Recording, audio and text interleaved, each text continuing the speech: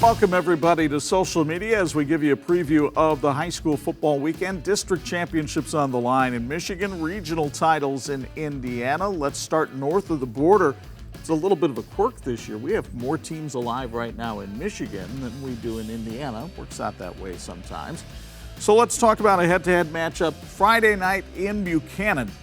Constantine comes calling, winners of 7 straight to take on the Bucks. This Constantine team, Bob, Sean Griffith's got one of the best squads he's ever had with the Falcons, and he's been there 16 years.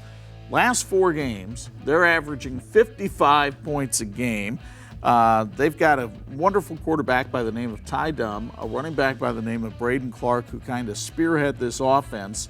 And they laid it to Parchment last week, 63-20, to get to the district final. And they can do that, and they're going to be playing a tough team from Buchanan, who's coming in undefeated after a big win over Brandywine. The thing about these comparative scores, and when you look at Constantine and what they've done offensively, they've only played 8 games and they've scored 322 points. Very prolific team, but they've given up 156 points. Meanwhile, Buchanan in 9 games has only given up 71 points.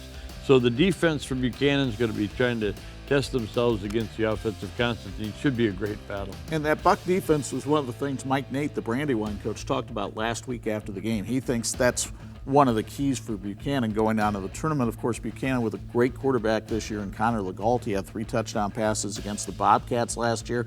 You look at Johnny Rager and Gavin Fozzie in the backfield. That should be a fun one Friday night up in Buchanan. Another good one will be the War on the Shore #2. St. Joe taking on Lakeshore. Lakeshore won the regular season game 26-0 on their home field. And Denny Dock's defense has had it going on most of the year. Yes, they do some nice things on offense with J.J. Bouchou and Aiden Jackson. But really, it's the defense that has carried the Lancers this year. And what a gift they got from the St. Joe Bears in the first matchup. 5 interceptions in that game, and keep in mind that they also got a real good performance from Griffin Shinrock.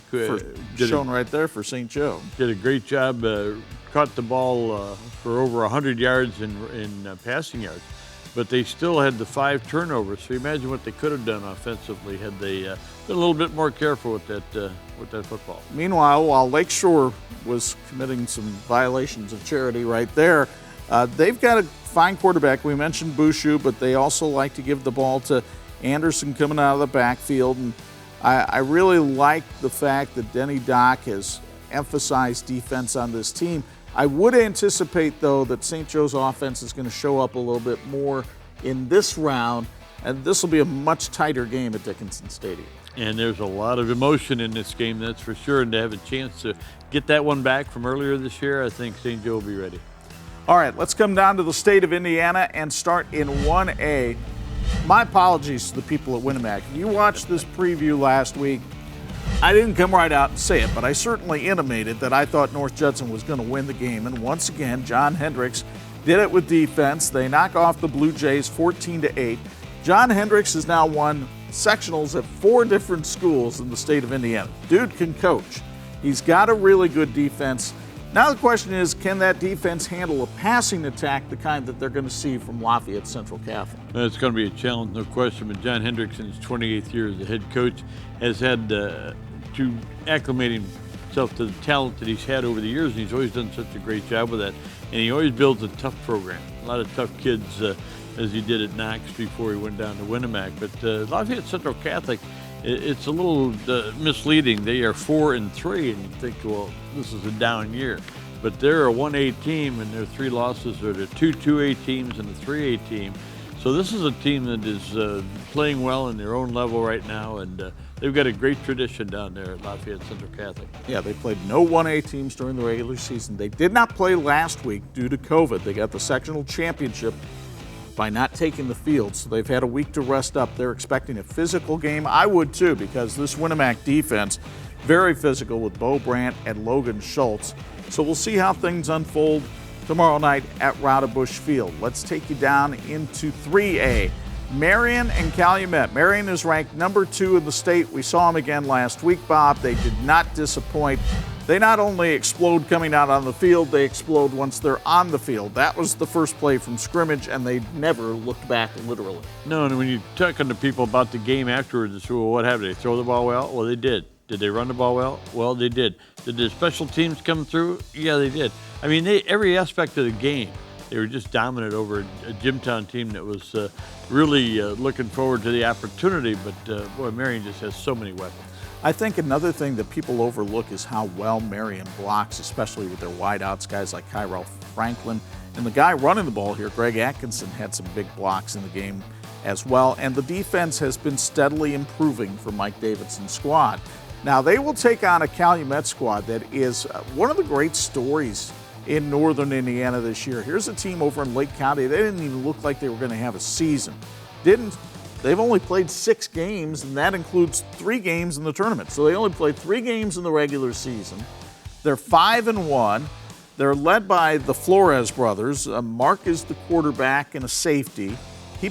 When they played Knox, Mark Flores played 106 of the 108 snaps in that game. His brother Scott's a linebacker on the team. They got a running back by the name of C.J. Cooper. And they've won their school's first sectional title. What a great story for the Calumet Warriors. It really is, and they've got a good coach, Richard Good, as a matter of fact, and he's in his 4th season at Calumet. Now, Marion has dominated the series over the years, 4 games to none, and Marion would go in there looking to take care of business and maybe get a chance to get home next week. Semi-state could be at Marion. So we'll see what happens, but the Knights got to stay focused, and if they're as sharp as they were against Jimtown, it'll be a good night for Marion. By the way, this could be the appetizer. As Bob mentioned, Marion could be at home, and the visitor could be #1 Bishop Chatard, so you'd have #1 and #2 in the semi-state. Let's go into 5A. Mishawaka at Valparaiso. A year ago, Bob, I sat through a 49-0 Valparaiso crushing of Mishawaka. Keith Kinder vows this year will be different. He's not guaranteeing a win, but he says it's going to be a much closer game, mainly because of the team that he sends out onto the field here in 2020. And he's got some guys that have a little bit different makeup. But I'll tell you what, it's just amazing what C.J. Fisher does leading his team, and then they get Justin Fisher. Justin Fisher, yeah. C.J.'s gone.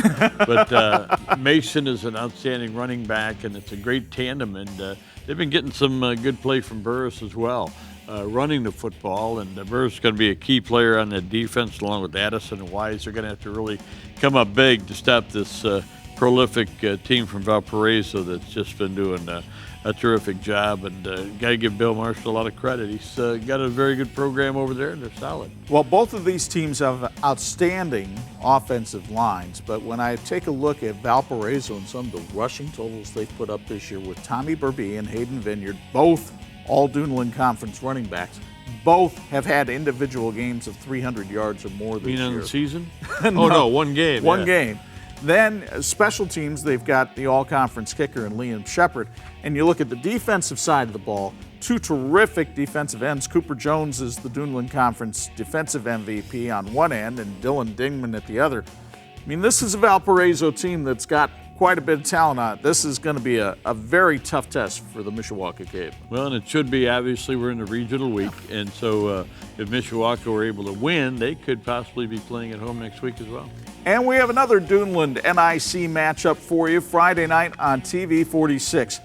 Folks, if you want to see some of the best talent in northern Indiana, you make sure you tune into that live stream at 7:15 or watch the game on 46 Friday night at 11, because Merrillville and Elkhart are loaded. Everybody's talked about a unified Elkhart this year, how Central and Memorial came together.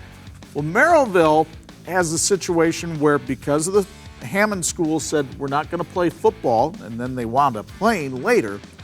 But when they made that announcement, a lot of kids left Hammond Morton and went over to play at Merrillville. And so it's kind of like a united Merrillville Hammond Morton team, and it's really good. They're 9-1.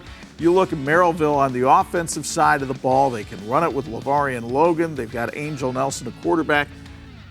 And the receiving core he's got to throw to is something else. And he really should throw the ball. Now, he doesn't run much. We've seen that, Yeah. but they've got quality running backs, got a lot of great receivers, and it's really going to be a challenge, obviously, for Elkhart secondary to get it done. Defensive line, can McGraw get in there, put pressure on on the quarterback. One of the things about Merrillville is they're coached by Brad Cease, and he's a Warsaw graduate and was an outstanding player and leader on that team. And he's in his 6th year at Merrillville and doing a solid job. And this is a night when Elkhart has got to really shine in all aspects of the game, and they can because they've got that kind of talent. Well, they've got Derek Woods, who you see catching the ball here. Rushing in the tournament, he's over 600 yards in the first 2 games of the tournament combined. Elkhart does not come in unarmed. Cameron Wiltfon has had a terrific year throwing the football. He's got some receivers. We talk a lot about Tyron Mason, but Donovan Johnson.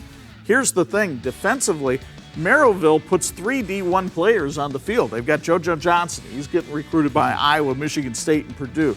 They've got De'Air Kelly. He's going to Bowling Green. They've got Kenneth Grant. He's got offers from Purdue and Nebraska. So there's all kinds of major college talent on the field. Saw Tyron Mason making that catch. He's going to Western Michigan. McGraw going to Penn State. I mean, if you're a college assistant coach, you might want to be watching too, because the guys that don't have offers right now are still really good. No question about it. And, would like to make a couple of points. Josh Shattuck told us when we were at practice, he said they have a lot of talent. So do we. So there's some confidence there. The other thing that's been really beautiful about this meshing of the 2 programs between Memorial and Central is, and when we talked to the young men on the sidelines, it was such a wonderful melding of talent and in young people's lives. They didn't, it wasn't Memorial kids against Central kids fighting for playing time. I remember talking to Rodney McGraw, and he said, the first day in the weight room, they were kind of, where should we go? What should we do? He goes, hey, this isn't Central's locker room. This isn't Central's weight room. This is Elkhart's weight room, and we're all together. So we will see. I think 2 keys to the game for me: turnovers, which are always a key in this level of the tournament, and then which team can control the line of scrimmage. That'll dictate a lot. Number 5, Elkhart. Number 8, Merrillville. Friday night, YouTube, Facebook, Champions Network at 7:15, TV-46 Friday night 11, Saturday morning at 9. That's appointment television, folks. You don't want to miss this one. For my partner Bob Nagle, Chuck Freeby, thanks for joining us on social media.